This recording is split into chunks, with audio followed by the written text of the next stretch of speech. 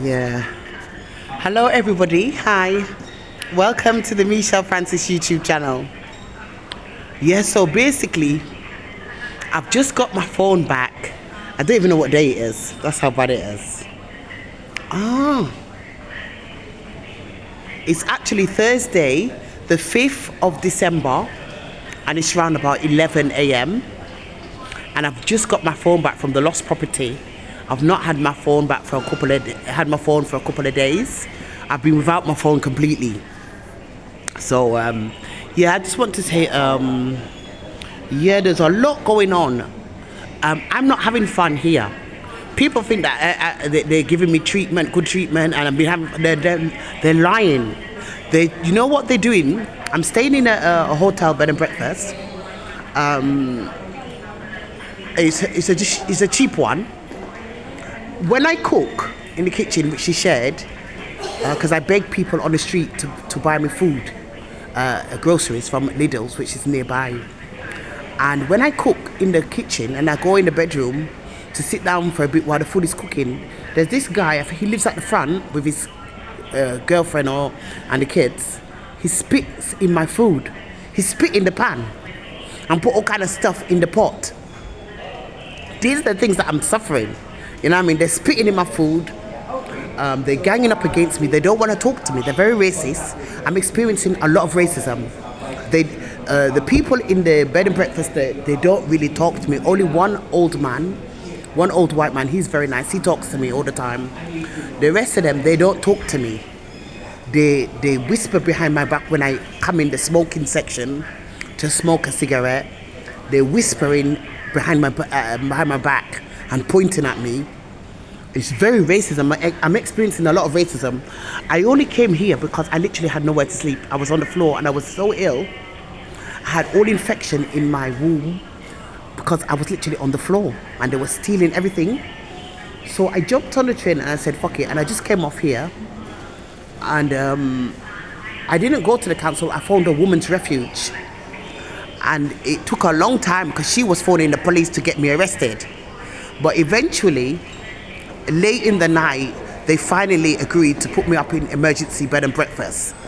And that's what happened. And I've been there. I don't know who's paying, but it's only £122 a week.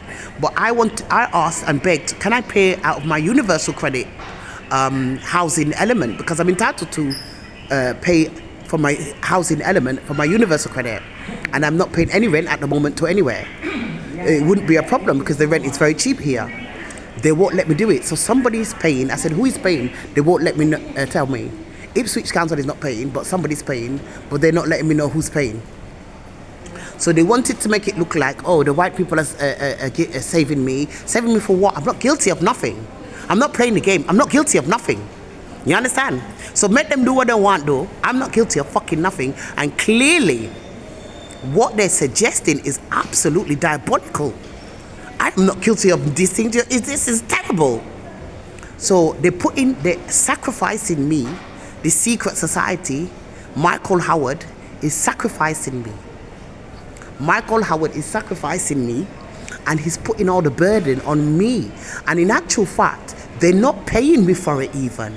You know, the fact that they're using me as a burden to put all their blame and guilt on me, which is absolutely ridiculous. I don't have no power, at all. And so whoever believes that, they're fucking mentally ill. But even on top of that, they're not even paying me. Don't think they're making it look like they're paying me. They're not. I've been staying here 2 weeks now, and I've not had no money. I only had my universal credit. Was it last week, Wednesday, which I took and spent on clothes from Primark, as you can see. Some cheap discount clothes, £1 and £2 clothes. Then I bought the jacket, was £46. That was the most expensive from Primark. Everything else was £1. I've literally, and then I didn't have money left over. I bought 2 pots as well. I had no money left over to buy food, toiletries, cleaning stuff. Then they stole my freedom pass. They've stolen my birth certificate. It's gone missing from my room. My birth certificate. Somebody's come in my room when I've been out during the day and nicked my birth certificate. And my freedom pass has also gone. So if whoever thinks I'm having a good time, you're wrong. I'm very isolated here. It's very racist attitudes, and they're spitting in my food and all kind of thing when I'm cooking. You know what I mean? I'm putting all kind of shit in there, and then this guy at the front, the one at the front, he's always shouting at me, "Shut the fuck up!" and very aggressive and violent towards an older woman. A black woman. He doesn't shout at anybody else like that in the building. I'm the only one he shouts at like that and abuses for no reason at all. So I'm not staying here. So I just wanted everyone to know that I'm not playing the game. And you've got to remember, you've got to keep your logic and your wits about you. Remember, you're talking about a black African Caribbean woman who does not have, middle-aged and really ill, does not have any power. You're very crazy. I'm not even going to go into what these people have done to me and my children. Remember, my youngest child, they fucked her up. They smashed her fucking head in. She's completely crippled and disabled. So, and I've not managed to get justice for my own child from these people who don't want to take accountability. They're really fucked up. I'm trying to get out of here. They won't let me get to the trains. They won't let me get on the train without a ticket. So I don't get paid till next week.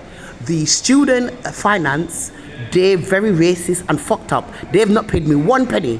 They've only paid the tuition fee to the university, which is Open University. They turned around and said to me, "Oh, we're not giving you anything at the moment." So, and then they want to give me the smallest amount of money when I'm entitled to the highest rate by law.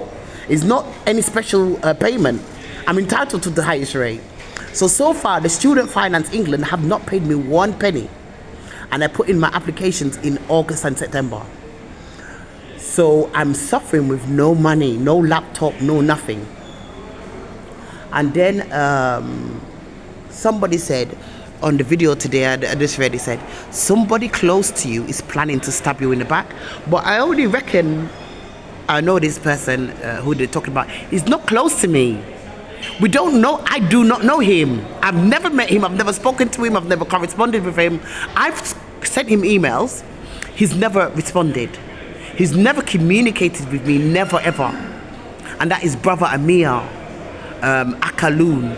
He's never, ever corresponded. I don't know him as a stranger. I literally don't know him. And I don't know what he's got against me. The other day, I was looking, and he keeps sending all his videos on my news feed, and I'm not interested.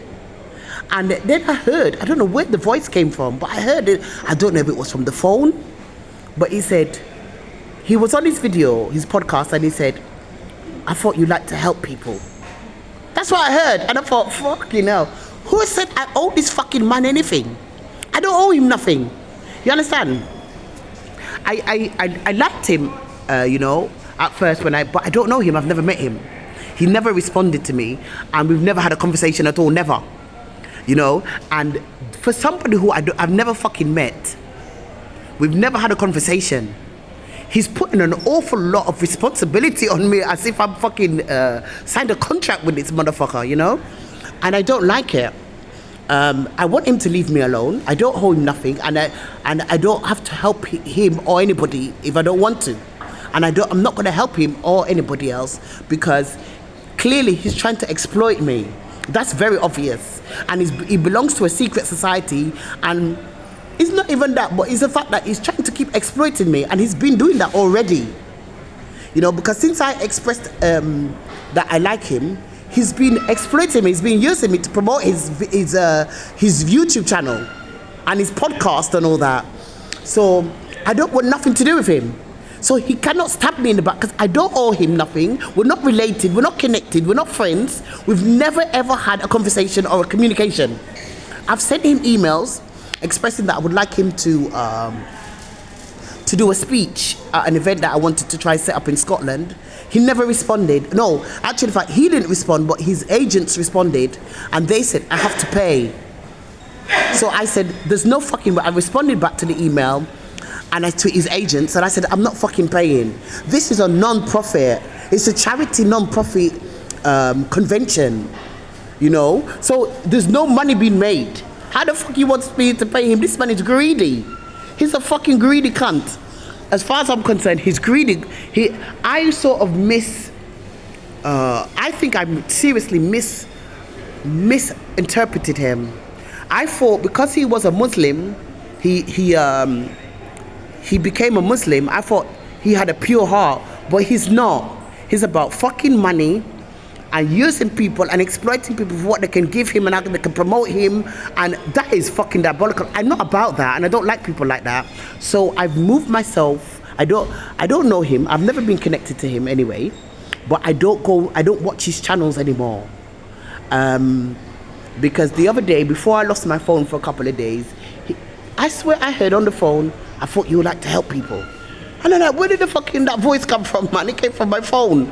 When I was watching his video, it came from the phone, and I thought, shit, what the fuck? He's trying to give me a message. He obviously belongs to a secret society, because how can the voices come out of the phone like that? I say, I thought you like to help people. Listen, brother Amir, I don't want to fucking help you. I don't have to help you. I don't know you. I don't belong to you. I've never fucked you. I don't know you. I've never met you. I don't even like your what I'm getting from you alone from the social media, my friend. I don't even like it. You seem like a very dark spirit, and you could have never stabbed me in the back, because I don't owe you nothing. I don't belong to you. I don't owe you nothing. I've never met you.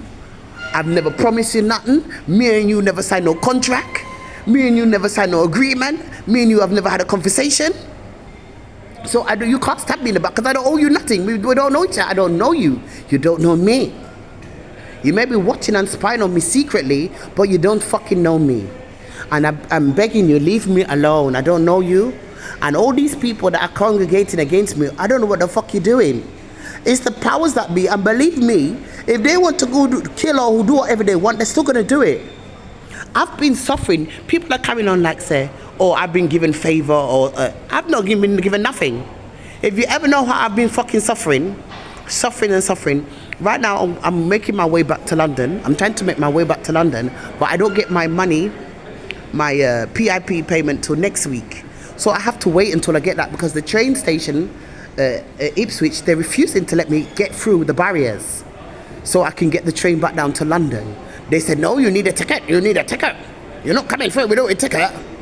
So they won't let me through, because I want to come there and just take up my bags and jump on the train and come back down to London. I don't like it here. I don't like it here at all. It's very racist. I phoned the NHS yesterday. I was feeling really ill. They refused to come and pick me up in an ambulance. They said no, basically. That's how racist the NHS are. And then I keep feeling like I'm gonna black out. But what they're doing, what they always do, when I'm not doing what they want, because I never do what they want, but every now and then, because they've put an illegal microchip implant in me, they press up the sensors, the radar, and it buzzes in my head, and it makes me feel as if I'm blacking out. It's not really high blood pressure that I'm suffering. It's the illegal microchip implant. They put up the radar very high, and it literally feels as if my head is gonna fucking explode. It's a similar feeling like high blood pressure, but it's not high blood pressure. It's an illegal microchip implant, and it's excruciating, really uncomfortable. My eyes go dizzy. The pressure on my head is absolutely phenomenal. So I'm trying to get back down to London, everybody. I'm not staying here.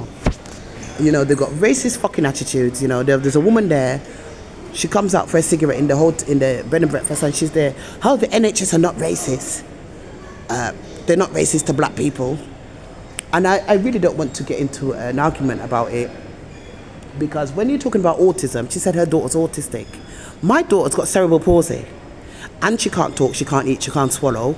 She's got a deformed, broken jaw, a curvature of the spine. Everything's wrong with her. And her dad used to beat her when she was an infant, because I used to hear him on the phone shouting at her, telling her, get up, walk, and shout at her. He didn't treat her with this hampy-pampy autism. My daughter, who's 21 and suffers extreme, profound disabilities, she was treated very harsh, like she was in the military army. She was not given no pampering, no nicey autistic pampering. she was not given that. And the social services and the NHS were aware, and they were encouraging the father to treat her particularly harsh and cruel. Yeah? And every now and then, he's done that to her because I've been relayed that information on the social media. Last year, or was it early this year, they said, the father of your child is treating your daughter really harsh at the moment. Really harsh. And my daughter just keeps getting treated like shit. You see, and they're doing it on purpose because they want to hurt me. You see?